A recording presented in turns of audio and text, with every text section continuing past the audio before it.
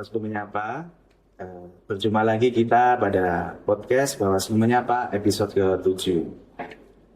Sahabat Bawaslu Menyapa, dalam podcast Bawaslu Menyapa episode ke-7 ini banyak sekali pembahasan-pembahasan yang menarik, ilmu-ilmu yang menarik nanti yang bisa sahabat dapatkan.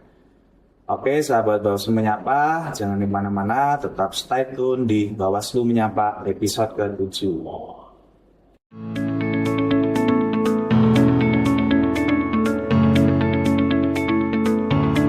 Baik, sahabat Bawaslu Menyapa, terima kasih masih bergabung. Sahabat Bawaslu Menyapa, pada podcast Bawaslu Menyapa episode ke-7 ini kita akan membahas terkait dengan kolaborasi antara lembaga pendidikan dengan lembaga pengawas dalam menjaga kualitas demokrasi tentunya di Indonesia. Baik, sahabat Bawaslu Menyapa, saat ini telah hadir narasumber kita, beliau Bapak Dr. Awang Darumurti, SIP MSI. Selamat datang, Pak Awang. Terima kasih, Mas. Terima kasih sekali Pak Awang sudah berkenan hadir di Bawaslu Corner ini dalam acara podcast Bawaslu Menyapa episode ke-7. Pak Awang ini langsung saja kita masuk ke diskusi ya Pak. Oke. Jadi dalam diskusi kita santai aja gitu. Oke, siap. Jadi gini Pak Awang, ini itu banyak sekali dari masyarakat itu yang belum tahu ya, karena yang terkait dengan Universitas Muhammadiyah Yogyakarta tentunya ya. Karena Pak Awang di situ kan selaku Kaprodi di ilmu pemerintahan Fakultas Visipol Universitas Muhammadiyah Yogyakarta. Jadi gini, masyarakat ini kan tentunya taunya itu kan UMY ya Pak ya, Universitas Muhammadiyah Yogyakarta. Tapi kan dari sekian masyarakat ini kan belum tentu ada yang tahu secara detail atau spesifik terkait dengan prodi ilmu pemerintahan.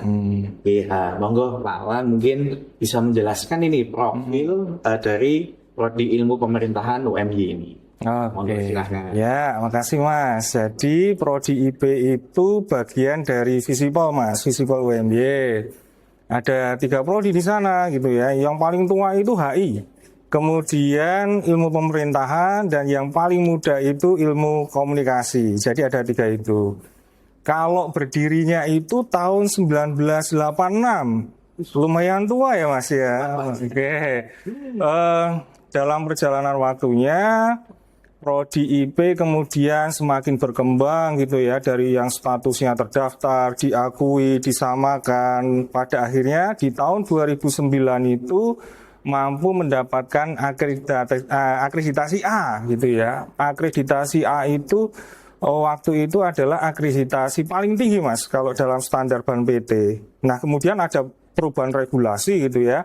Tahun 2014 menjadi statusnya unggul gitu ya, karena tidak ada lagi akreditasi A gitu ya. Jadi yang paling tinggi itu adalah akreditasi unggul. Nah, dalam prosesnya juga berkembang Mas. Kalau dulu itu adalah kelasnya itu adalah kelas reguler gitu ya. Jadi yang belajar itu adalah mahasiswa Indonesia gitu ya. Kami kemudian di tahun 2010 itu membuka kelas internasional. Jadi mahasiswanya tidak hanya mahasiswa Indonesia saja, tapi mahasiswa asing Mas. Itu semakin memperkaya atmosfer akademik di prodi kami. Nah, kemudian kami juga terus berkembang membuka S2, namanya S2 Magister Ilmu Pemerintahan.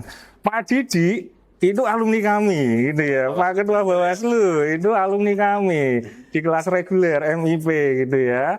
Kemudian terus berkembang membuka S3 Ilmu Pemerintahan juga gitu ya. Jadi kami terus berkembang, dan apa sih sebenarnya yang dipelajari di situ secara garis besar Mas terbagi menjadi dua kajian.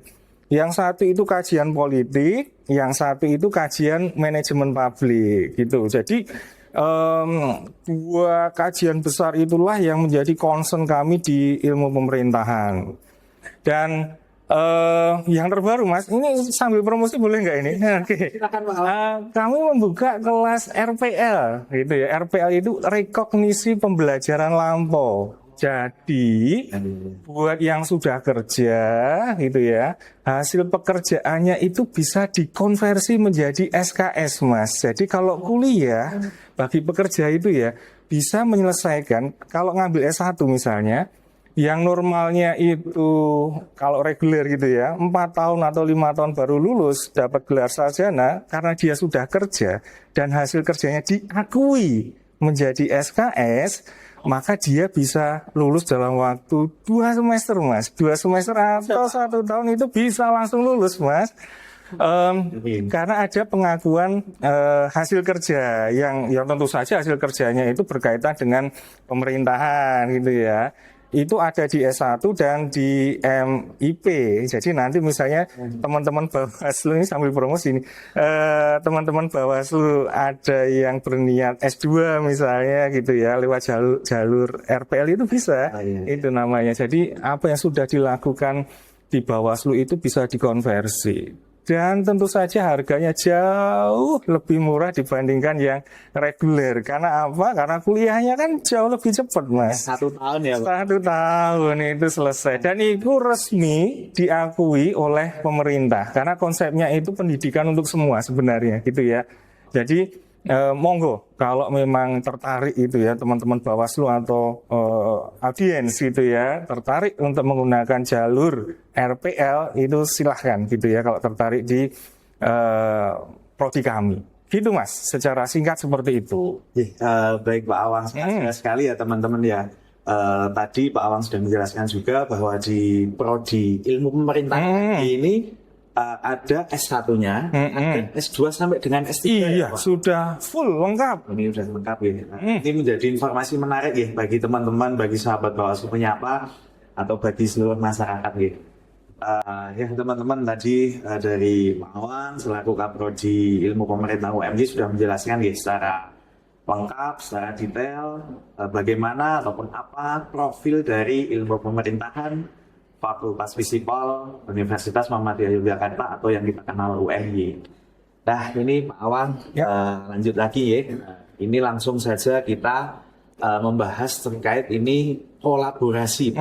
Kolaborasi yang sudah terbangun dengan Bawaslu Kabupaten Bantul. Kemarin kan ini masih hangat-hangatnya ini Pak.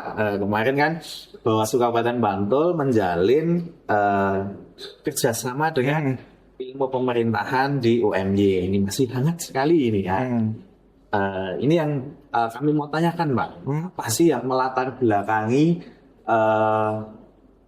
perjanjian kerjasama ini antara Prodi Ilmu Pemerintahan dengan Bawaslu Bantul, dan apa sih Pak yang membuat hal ini menarik dalam sebuah kerjasama ini? Monggo Pak Awan bisa. Ya, oke. Jadi ini kan sebenarnya kerjasama yang dilakukan itu turunan dari kerjasama yang sudah dilakukan antara Bawaslu Provinsi dengan UMY, Mas. Jadi MOU-nya itu sudah ada, gitu ya. Nah itu kan butuh turunannya nanti biar bisa terimplementasikan dengan baik, gitu ya. Makanya turunannya adalah kita nggak pakai MOU-nya, tapi kemudian langsung bikin surat perjanjian kerjasama antara Bawaslu Bantul dengan Prodi IP gitu ya. Apa sih kemudian yang dikerjasamakan? Jadi kalau di perguruan tinggi itu kan memang marwahnya itu kan tridharma Mas. Ada pengajaran, pendidikan gitu ya, penelitian dan pengabdian masyarakat. Nah tentu saja kegiatan itu kan nggak mungkin Mas kami lakukan sendirian. Kami kan butuh mitra gitu ya untuk memperluas terutama kalau kaitannya dengan mahasiswa ya, agar mahasiswa itu mempunyai insight atau wawasan yang jauh lebih banyak gitu ya daripada hanya mendapatkan pendidikan di kampus saja. Jadi kan mereka itu kan harus melihat realita Mas gitu ya. Kalau kemudian di kampus misalnya ada mata kuliah tata kelola pemilu, kalau hanya sekedar teori dan praktikum di kampus itu kan menjadi kurang. Nah begitu kami mengirimkan misalnya mahasiswa kami ke Bawaslu karena ada kolaborasi ini, maka disitulah kami harapkan kapasitas mahasiswa itu bisa meningkat karena langsung belajar dengan institusi yang memang sangat bersinggungan dengan pemilu gitu Mas. Jadi memang tujuannya itu kita istilahnya itu resiprokal gitu ya, saling menguntungkan gitu. Mutualisme. Nah, itu ya, mutualisme. Jadi sama-sama menguntungkan. Jadi nanti misalnya juga ketika kami punya program penelitian misalnya yang terkait dengan tema-tema politik, mitranya bisa dengan Bawaslu juga gitu kan. Jadi Bawaslu juga misalnya punya kegiatan atau program-program yang terkait dengan pengawasan misalnya, kalau itu dilakukan sebuah riset misalnya, bagaimana sih kemudian membuat pengawasan yang efektif. Nah, itu kan sama-sama diuntungkan gitu ya. Jadi Bawaslu dapat insight atau wawasan terkait dengan kajian-kajian pengawasan yang efektif dari aspek pendidikan, tapi di satu sisi juga Bawaslu juga akan memberikan keuntungan bagi kami bahwa realitasnya ternyata seperti ini gitu kan, di lapangan pengawasan itu seperti ini, dan ketika dikorelasikan dengan kajian-kajian di kampus, apa itu selaras atau tidak sih? Jadi intinya itu Mas. Jadi memang kolaborasi itu sudah tidak bisa terhindarkan menurut saya Mas untuk hari ini itu kan. Jadi memang bagaimana kolaborasi itu bisa dibangun dengan masing-masing mendapatkan keuntungan gitu ya. Jadi apakah itu untuk mahasiswa, apakah untuk Bawaslu sendiri atau untuk dosen-dosen kami juga Mas. Jadi memang ini di PKS itu, di surat perjanjian kerjasama itu memang didesain arahnya itu tridharma, tapi harus menguntungkan kedua belah pihak. Gitu Mas. Sahabat jangan menjawab sekali ya apa yang sudah disampaikan oleh Bapak Awang ini tadi. Jadi gini ya Pak Awang, lembaga pendidikan dengan lembaga pengawas ini kan sebenarnya sangat relevan sekali ya. Betul. Dan kerjasama antara Bawaslu Bantul dengan dalam hal ini Prodi Ilmu Pemerintahan MY ini sangat kolaboratif dan menjadi kolaborasi yang sangat elit dan strategis ya Pak ya. Karena ini kan sangat sama-sama menguntungkan. Oh iya betul Mas, iya. Dari sisi pengawas sendiri juga diuntungkan, dari sisi pendidikan juga bisa menambah wawasan atau menambah referensi bagi mahasiswa khususnya gitu. Betul. Ya. Baik sahabat Bawaslu Menyapa, kita lanjut lagi ya. Ini pembahasan sangat menarik, ini sudah mulai masuk ke topik-topiknya ini, topik utama ini. Ya, jadi gini Pak Awang, ini kan tadi yang sangat menarik kita bahas. Ini kan dari Bawaslu sendiri, dalam hal ini Bawaslu Bantul, dan juga dari lembaga pendidikan, dalam hal ini ilmu pemerintahan dari UMY. Ini kan punya peran masing-masing Pak ini untuk menjaga kualitas demokrasi. Nah ini menurut pendapat dari Pak Awang, ini bagaimana pendapat dari Bapak terhadap pentingnya peran pendidikan tinggi ini dalam membangun ataupun menjaga kualitas demokrasi? Oke, ya. Saya itu selalu percaya Mas bahwa kritik itu adalah nafasnya demokrasi. Betul. Dan jantungnya itu adalah mahasiswa. Nah, artinya kami punya misi membuat mahasiswa itu kritis, gitu ya. Membuat mahasiswa itu untuk kritis gitu ya. Karena kalau mahasiswa tidak kritis, padahal label mereka kan agent of change gitu kan. Kalau tidak kritis ya bagaimana kemudian demokrasi bisa berkembang gitu kan. Jadi artinya desain kurikulum kami yang tadi saya sampaikan bahwa itu terbagi menjadi kajian politik dan kajian manajemen publik gitu ya. Ini terutama yang kajian-kajian politik gitu kan. Bagaimana kemudian membangun atmosfer yang kritis dalam jenjang perkuliahan Mas.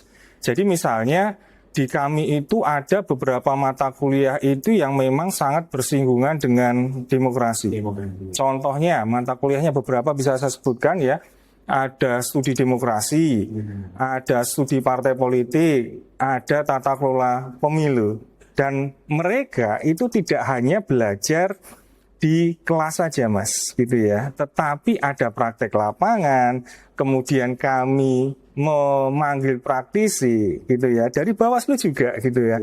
Bahwa nanti ada salah satu misalnya komisioner dari Bawaslu itu yang kami undang Mas, untuk memberikan pencerahan kepada mahasiswa. Misalnya bagaimana kemudian membangun iklim demokrasi yang baik. Tentu saja dari angle-nya Bawaslu sebagai pengawas gitu ya.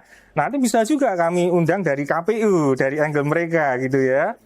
Sebagai betul penyelenggara teknis pemilunya. Jadi dengan model seperti itu, maka mahasiswa ini kan menjadi semakin kritis, Bas, gitu ya, menjadi semakin kritis dan mereka akan semakin aware atau semakin peduli bahwa memang demokrasi itu harus betul-betul dikawal gitu kan. Dan kalau mereka memang berasal dari kampus ya, mulai dari kampus itulah kemudian demokrasi itu dibangun gitu ya. Yang tentu saja itu harus berkolaborasi dengan banyak pihak gitu ya, termasuk Bawaslu ini gitu kan sebagai pihak yang secara langsung itu bersinggungan bagaimana dengan membangun demokrasi di Indonesia. Jadi seperti itu Mas, peran kami gitu ya di Prodi ketika tadi ditanyakan bagaimana upaya dari perguruan tinggi untuk ikut berkontribusi membangun demokrasi gitu ya, terutama demokrasi lokal lah, karena kita kan bicaranya di Jogja misalnya gitu ya, atau di Bantul gitu kan. Jadi demokrasi lokal. Jadi secara regulasi pun di UMB juga harus non partisan gitu. Maksud saya harus steril dari singgungan-singgungan politik gitu ya. Nah itu kan sebagai upaya juga bahwa perguruan tinggi kami memang concern dengan menjaga demokrasi. Jadi kurikulumnya sendiri pun sangat relevan dengan aspek bagaimana membangun demokrasi di ranah lokal terutama. Itu Mas. Nah ini sangat menarik sekali. Tadi kan Pak Awang sudah menjelaskan terkait dengan pentingnya pendidikan dalam membangun dan juga menjaga kualitas demokrasi di Indonesia.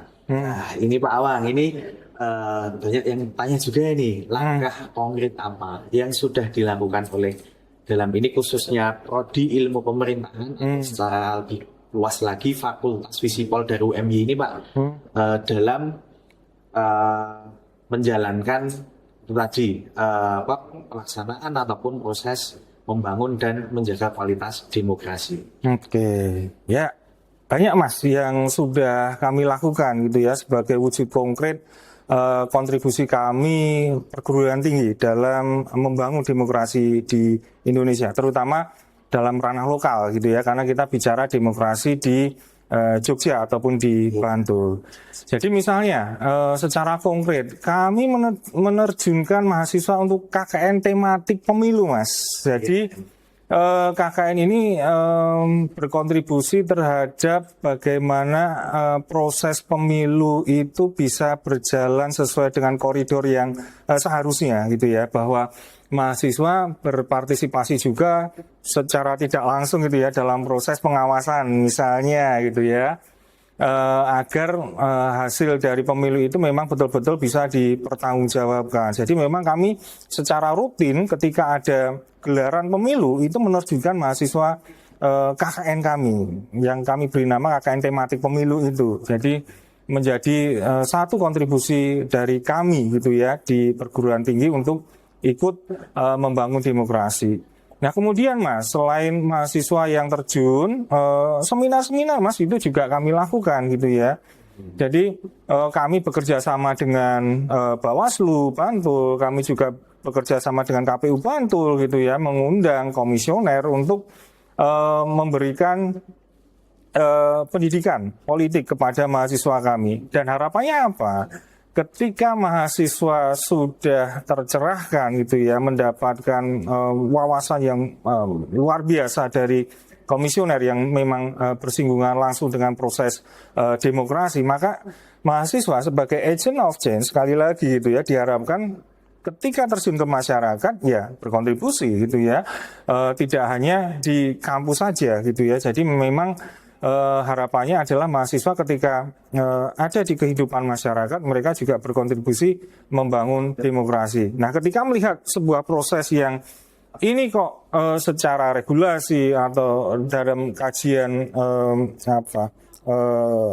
kurikulum kami misalnya itu tidak sesuai gitu ya, ya seharusnya mahasiswa mampu untuk melakukan counter terhadap tindakan-tindakan yang merusak demokrasi itu Mas. Jadi memang beberapa kegiatan sudah kami lakukan, termasuk ke lapangan misalnya. Ke lapangan ini maksudnya kami datang ke partai politik, kami datang ke ke Pemda ataupun juga ke Bawaslu ataupun ke KPU, itu juga menjadi bagian proses kami untuk secara konkret membentuk karakter mahasiswa yang peduli dengan demokrasi. Karena sekali lagi saya sampaikan bahwa mahasiswa yang kritis itu menjadi roh dari demokrasi gitu loh.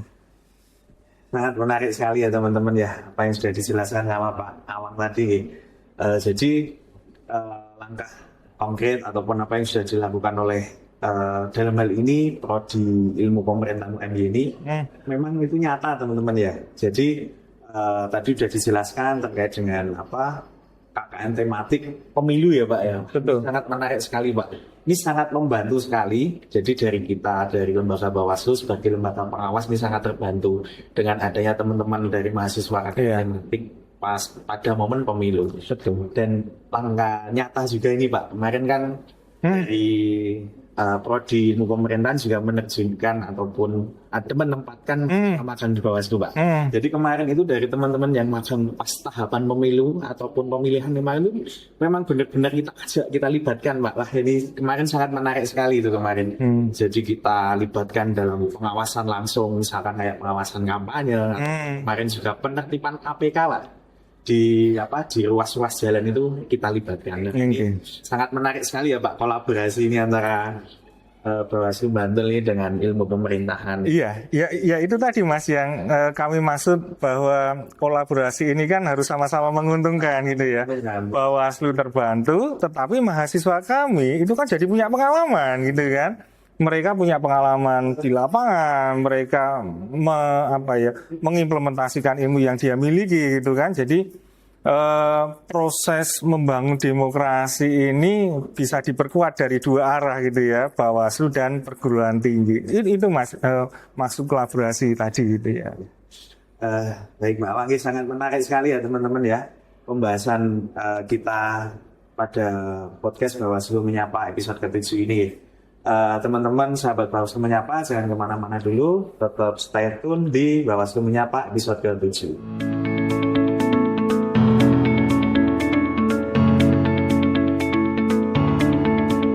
Ya sahabat Bawaslu Menyapa, terima kasih masih bergabung dengan pada podcast Bawaslu Menyapa episode ke-7 ini. Selanjutnya ini Pak Awang, tadi kan sudah dijelaskan ini bentuk kolaborasi, terus output dari kolaborasi juga seperti apa. Dan ini dalam kolaborasi dengan Bawaslu Kabupaten Bantul ini Pak, kendala atau tantangan yang dihadapi seperti apa dan bagaimana strategi dalam menghadapi tantangan atau kendala-kendala tersebut. Ini Mas, jadi yang paling dekat kemarin itu kan terkait dengan mahasiswa magang kami yang di Bawaslu gitu ya.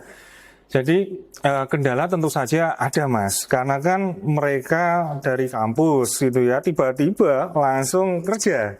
Atmosfernya kan beda Mas gitu ya, atmosfer biasanya cuma duduk misalnya gitu ya, dalam proses perkuliahan cuma duduk di kelas, tapi tiba-tiba berproses gitu ya, belajar bekerja, itu kan jadi tantangan sendiri buat mereka gitu ya. Monef itu sangat penting Mas, monitoring dan evaluasi. Jadi kemarin kami dengan Sekretariat Bawaslu itu secara rutin Mas melakukan monitoring terhadap kinerja mahasiswa kami gitu ya. Jadi kendalanya misalnya ada mahasiswa kami itu yang masih juga menjadi aktivis di kampus Mas. Jadi ketika organisasi mereka punya kegiatan, ya proses magangnya menjadi terganggu gitu kan. Itu jadi problem gitu kan. Dan itu kami evaluasi bahwa kedepannya ya tidak bisa seperti itu lagi misalnya. Jadi kalau memang magang ya fokus gitu ya. Yang di kampus tinggalkan dulu gitu kan. Karena ini kan memang tujuannya untuk meningkatkan kapasitas pengalaman mahasiswa dalam bekerja gitu kan. Itu kan keuntungan bagi mereka gitu kan, yang tidak bisa didapatkan oleh teman-teman mereka yang cuma sekedar di kampus saja, yang tidak mengikuti proses magang. Nah kemudian misalnya mereka kan juga belum terbiasa ini Mas, stay dari pagi sampai sore, mengikuti ritme kerja misalnya. Atau dalam proses apa misalnya ketika masih tahapan pilkada kemarin misalnya kerjanya di Bawaslu kan nggak ada liburnya teman, mungkin kaget mereka gitu kan. 24 jam. Nah 24 jam nggak pakai libur gitu kan, itu kan satu kondisi yang buat teman-teman mahasiswa itu kalau mereka bukan menjadi aktivis yang sudah terbiasa melakukan aktivitas sepanjang hari, itu kan jadi problem mas. Nah langkahnya ya memang kita terus monitoring itu mas, untuk terus meminimalisir agar proses magang itu bisa terus berjalan dengan baik gitu ya. Dan tentu saja output dari magang itu juga tetap harus dimonitor betul, jadi harus tetap bisa tercapai gitu ya, meskipun kendala-kendala itu muncul dalam prosesnya. Itu yang terkait magang misalnya. Kalau yang terkait dengan proses kerjasama kuliah umum, itu yang sering terjadi itu ini mas, kalau pelaksanaannya itu bertabrakan dengan mata kuliah lain. Nah itu kan nanti tujuannya misalnya mau mendatangkan, kita kan inginnya mahasiswa itu kan kapasitasnya bisa naik gitu ya ketika mendapatkan pencerahan dari Bawaslu misalnya. Cuma ketika bertabrakan dengan mata kuliah lain dan mereka ngambil mata kuliah itu, pesertanya kan tidak bisa maksimal, jadi cuma sedikit misalnya, itu jadi problem juga mas. Jadi memang evaluasi itu penting untuk terus dilakukan agar kerjasama ini, kolaborasi ini betul-betul optimal nanti outputnya gitu ya, terutama untuk ya kedua belah pihak lah kan, memang kan tujuannya kan berkolaborasi kan, memang harus saling menguntungkan gitu mas. Jadi tadi ya Pak ya, memang dari kolaborasi ini ada beberapa kendala gitu. Iya jelas. Dari kendala ini kan masih bisa ibaratnya di kondisi. Iya betul, masih bisa lah. Tadi terkait dengan mahasiswa magang, nah memang hal itu kan memang menjadi sebuah pembelajaran bagaimana dunia kerja ke depan. Iya. Seperti itu. Dari kolaborasi tadi itu ada satu hal yang sangat menarik nih Pak, terkait dengan pengawas partisipatif berbasis kampus. Nah, ini bagaimana nanti langkah dalam hal ini, utamanya dari Prodi Ilmu Pemerintahan UMY ini, ataupun strategi-strategi yang bisa dilakukan dalam membentuk pengawas partisipatif berbasis kampus ini, Pak. Ya, sebenarnya di kampus itu mahasiswa kami itu juga sudah belajar ini mas, menjalankan simulasi pemilu. Jadi ketika ada proses pemilihan ketua BEM misalnya atau ketua senat, itu kan proses pemilu berlangsung di situ. Dan memang prosesnya ada penyelenggara dan juga ada pengawasnya. Jadi memang demokrasi itu sudah kami coba dibangun mulai dari kampus untuk mahasiswa kami gitu ya, terutama yang dari Visipol, khususnya lagi dari ilmu pemerintahan. Jadi memang desain seperti itu sudah mulai kami bangun dari kampus. Nah tentu saja ketika kolaborasi ini dikembangkan dengan Bawaslu, bekal ilmu dalam proses simulasi pemilu di kampus ataupun proses pengawasan pemilu di kampus yang terkait dengan organisasi mahasiswa itu kan bisa juga kemudian secara real nanti diterapkan dalam proses pengawasan partisipatif gitu ya. Jadi mahasiswa kami tidak kemudian mulai dari nol ketika nanti dilibatkan gitu ya. Jadi ketika ada gelaran-gelaran pemilu, entah itu pilkada ataupun pemilu nasional misalnya, tindak lanjut yang bisa dilakukan nanti ke depan itu antara Prodi IP UMY dan juga Bawaslu, kan kita bisa melakukan diskusi ataupun komunikasi yang intens bagaimana bisa menerjunkan gitu kan mahasiswa-mahasiswa kami yang memang sudah punya modal dan pengetahuan terkait dengan pengawasan pemilu, baik itu lewat mata kuliah ataupun simulasi di lapangan, yang nanti kemudian bisa secara konkret ikut berproses dalam membantu Bawaslu gitu ya. Mekanisme kan bisa banyak mas, apakah lewat magang, nanti kan bisa dalam proses tahapan itu bisa ikut di situ, ataukah lewat KKN tematik itu juga bisa, ataupun memang secara khusus nanti pada gelaran pemilu ada pertemuan tadi yang saya sampaikan bahwa misalnya pihak Bawaslu meminta mahasiswa kami untuk bisa melakukan kontribusi terhadap pengawasan yang partisipatif gitu. Ya, nanti kan bisa didiskusikan bahwa ada konversi nilai tertentu misalnya gitu ya, bahwa nanti mahasiswa yang ikut proses pengawasan yang partisipatif, ikut membantu yang menjadi concernnya Bawaslu itu nanti misalnya dikonversi menjadi salah satu penilaian dalam mata kuliah, itu kan akan menarik buat mereka juga gitu loh Mas. Jadi mereka punya pengalaman di lapangan, tetapi secara administratif di perkuliahan mereka juga tetap dapat gitu loh. Kira-kira seperti itu Mas. Ya, sangat mendalam sekali ya. Iya. Jadi memang ini ya Pak Alangi. Jadi dari kampus sendiri itu sudah membangun ataupun sudah mengaplikasikan sebuah demokrasi di dalam organisasi ya Pak. Wah, ini sangat menarik sekali teman-teman ini. Jadi dimulai dari kampus dulu, nah itu nanti bisa diaplikasikan sampai secara real gitu ya. di luar ini. Baik sahabat Bawaslu, sebelum di penghujung acara, sahabat mohon untuk tetap stay tune di podcast Bawaslu Menyapa episode 7 ya.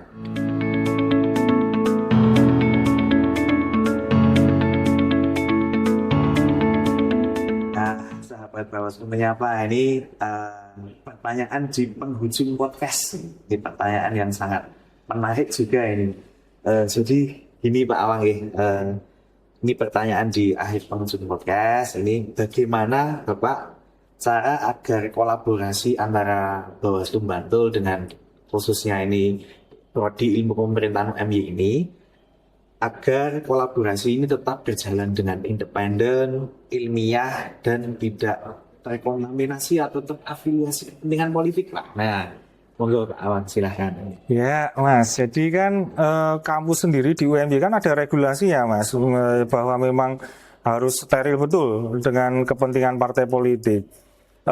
Meskipun ya Mas, kalau mau ngomong itu memang ada beberapa kerjasama yang dilakukan dengan kader-kader parpol, misalnya dengan kami itu memang ada dari Partai Merah, Hijau, Kuning pun ada.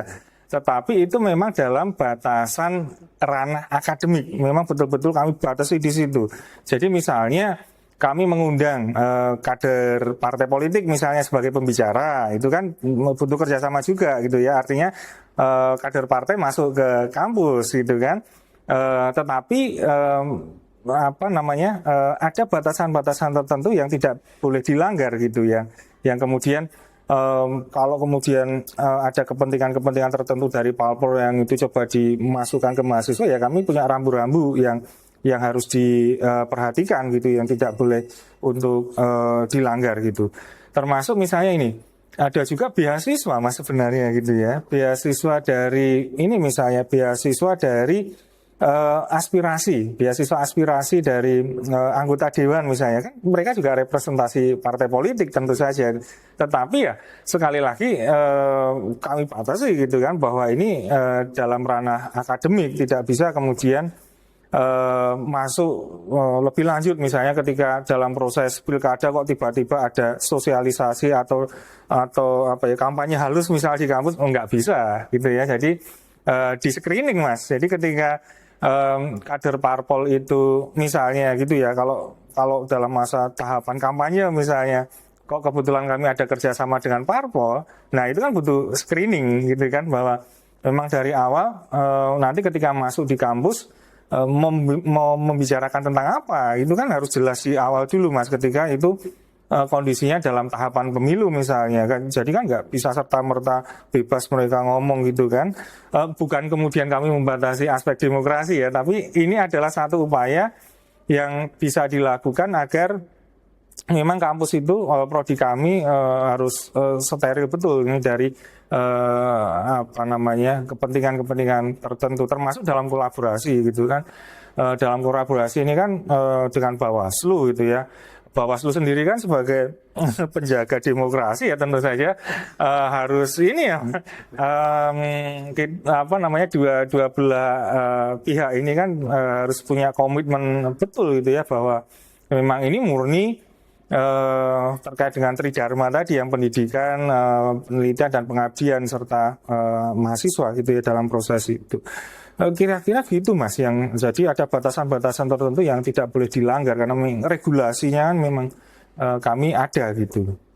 Berarti kan gini ya Pak Wang, bisa dipastikan bahwa dalam kolaborasi ini tetap sangat-sangat menjaga independensi ataupun sangat juga menjaga apa ya bahasanya netralitas. Iya harus Mas, harus itu. Iya, Itu iya. kunci utama ya Pak. Betul Mas, iya.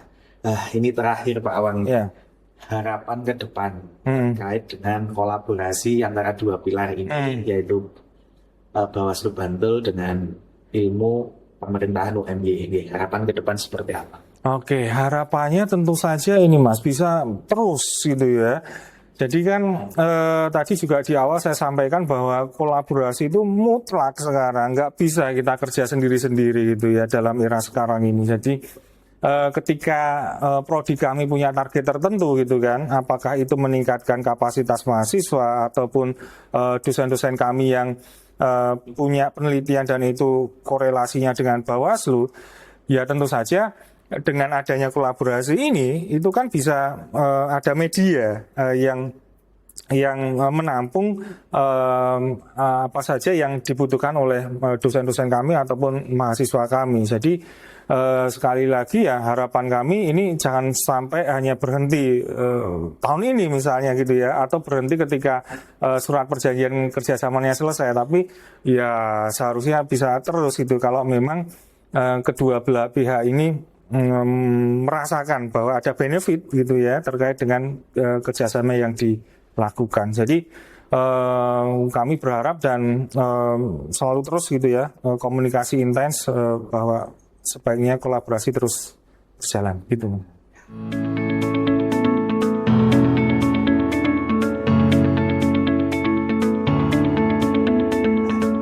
Sahabat Bawaslu Menyapa, tidak terasa ya kita tadi sudah membahas ataupun diskusi terkait dengan kolaborasi antara Bawaslu Bantul dengan ilmu pemerintahan UMY ini. Banyak sekali ilmu-ilmu tadi ataupun referensi tadi yang bisa teman-teman dapat, dan nanti dari apa yang sudah kita diskusikan dapat teman-teman aplikasikan di dalam kehidupannya. Oke, terima kasih Pak Awan. Sama-sama Mas. Bersedia menjadi narasumber dalam podcast Bawaslu Menyapa PO7 ini Pak. Semoga apa yang tadi didiskusikan ini dapat bermanfaat bagi seluruh. Amin. Ya, sahabat Bawaslu, jangan lupa tonton video podcast Bawaslu Menyapa episode ke-7 ini di channel YouTube Bawaslu Bantul. Sampai jumpa lagi nanti di podcast Bawaslu Menyapa selanjutnya, yaitu Bawaslu Menyapa episode 8.